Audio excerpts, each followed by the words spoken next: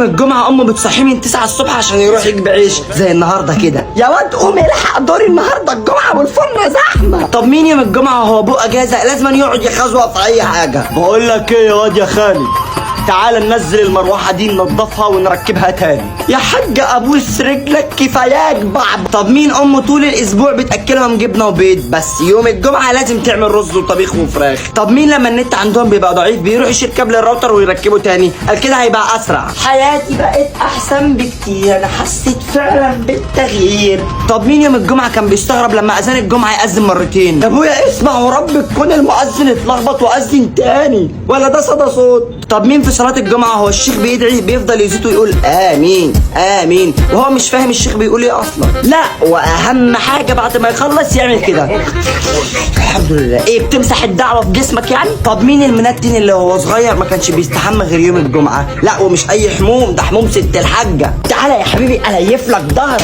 اليف لك ظهرك يا ولد.